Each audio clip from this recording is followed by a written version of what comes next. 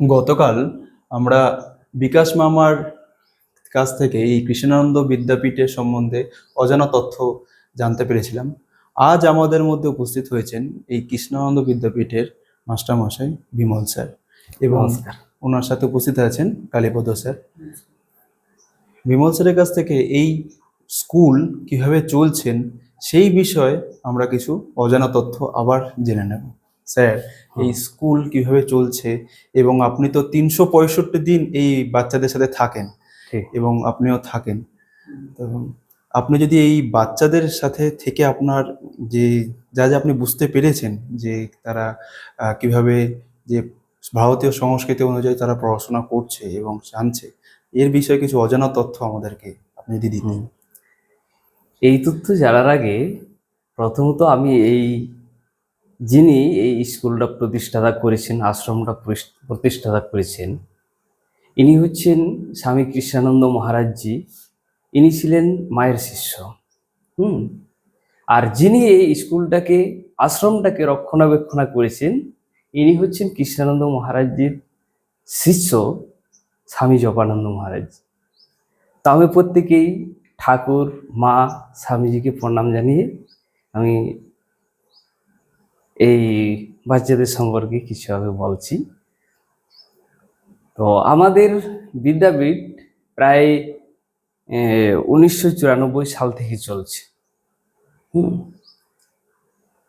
তো আমরা বাচ্চাদেরকে, এবং আশ্রম মহারাজেরও ইচ্ছা ছিল যে এই প্রত্যন্ত গ্রামাঞ্চলের এই ছেলে মেয়েদেরকে কি করে শিক্ষার আলোয় নিয়ে আসা যায়।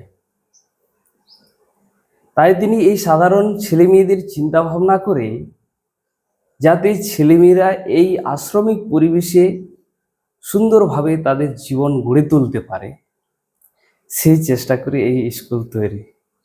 আমরা এসেছি, আমরাও চেষ্টা করছি যে যাতে সার্বিক যে শিক্ষার যেন প্রসার ঘটাতে পারে।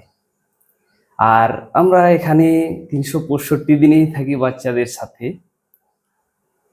আর যতই আমাদের ক্লান্তি আসুক, যতই দুঃখ আসুক, এই বাচ্চাদের সাথে থাকলে আমাদের দুঃখ দুর্দশা দূর হয়ে যায়। আর এখানে আশ্রমে কি হয়, আশ্রমিক পরিবেশ এমন পরিবেশ, আমাদের ভারতের এই যে নানা বৈচিত্র্যর মধ্যে যে এক এবং ঐক্য, সেই জিনিসটাই এখানে শেখানো হয়, যাতে এরা সমাজের সাথে মিলেমিশে থাকতে পারে। গুরুজনের সাথে কিভাবে কথা বলতে হয়, গুরুজনদের শ্রদ্ধা করা, মা বাবাকে কিভাবে, মা বাবার সাথে কথা বলতে হয়, মা বাবাকে কিভাবে শ্রদ্ধা করতে হয়, এইসব ব্যাপারে তাদের খুব সুন্দরভাবে আমরা চেষ্টা করি শিক্ষা দেওয়া। আর আমাদের বাকি পাঠ্যপুস্তকের পড়াশোনা তো আছেই, তার মধ্যে যেমন আধ্যাত্মিক বিষয় আছে। তো আধ্যাত্মিক কিভাবে ঠাকুর, এ মা, স্বামীজি কিভাবে এদেরকে নিয়ে চলা, তো এইসব আধ্যাত্মিক বিষয়।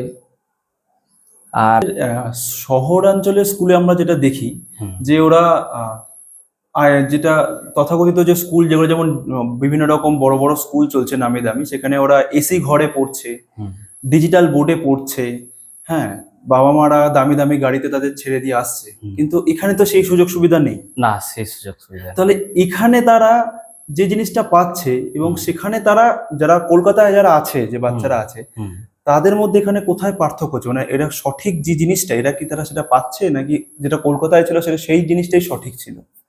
না, আমরা যে জিনিসটা পাওয়ার যথেষ্ট আমরা সঠিক জিনিস আমরা দিচ্ছি।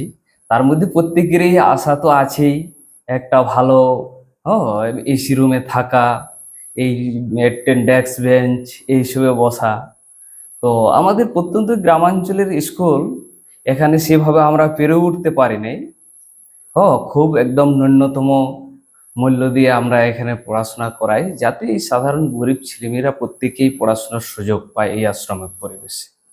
এবং উন্নত হ্যাঁ। যাতে পড়াশোনা পায় সেই হুম। লক্ষ্যই আমাদের। এবং প্রকৃতির মধ্যে এরা পড়াশোনা করছে, প্রকৃতির মধ্যে থেকে পড়াশোনা করে এবং পরবর্তীকালে কে কিভাবে, যে আমরা চেষ্টা করি যেন যেই পরিবেশে যাক এরা যেন সেই পরিবেশে মানিয়ে নিতে পারে নিজেকে, যেখানে যাক সেইভাবেই শিক্ষাটা দেওয়া হয় এদেরকে। মাস্টারমশাই, একটা প্রশ্ন হুম। ছিল যে রামকৃষ্ণ মিশন আজ বহু বছর ধরে সার্বিক বিকাশ, যাকে আমরা হলিস্টিক এডুকেশনের দিকে বলি, হুম। তো সেটাই সেই ধারা তারা নিয়ে যাচ্ছেন। এবং মোক্সার যে অর্গানাইজেশন, আমরাও হলিস্টিক এডুকেশনের উপরে সবসময়ের জন্য জোর দিচ্ছি। হুম। তো এই কৃষ্ণানন্দ বিদ্যাপীঠ যে বাচ্চারা রয়েছে, তাদের হলিস্টিক ডেভেলপমেন্টের পার্টটা মানে শুধু কি এখানে পড়াশোনা হচ্ছে, নাকি তার সাথে সাথে অন্যান্য আদার অ্যাক্টিভিটির দিকেও এখানে জোর না, দেওয়া হয়? যথেষ্ট। আমরা প্রত্যেকটা অ্যাক্টিভিটির উপর আমরা চেষ্টা করি, নজর দেওয়া হয়। কারণ যেমন এই যে শারীরিক শারীরিক যদি শরীর যদি ঠিক যদি না থাকে, তাহলে মন, ধ্যান, জ্ঞান সবকিছুই ব্রেথ হয়ে যায়। তো সেই ক্ষেত্রে আমরা প্রতিদিন চেষ্টা করি ওদের শারীরিক এক্সারসাইজ যেন থাকে। এবার ঠাকুরের কাছে প্রতিদিন এই যে সকালে এবং সন্ধ্যাবেলা ওদের নিয়মিত প্রার্থনা করানো, এবং নিজের থেকে এই যে জামা কাপড় কাচানো ওদেরকে সামনে রেখে, আমরা মানে বাকি যে লোকগুলো আছে তাদেরকে দিয়ে কাচানো হয়, কিন্তু বাচ্চাটাকে সামনে রেখে করানো হয়, যাতে ভবিষ্যতে ও নিজের কাজ নিজে করতে পারে।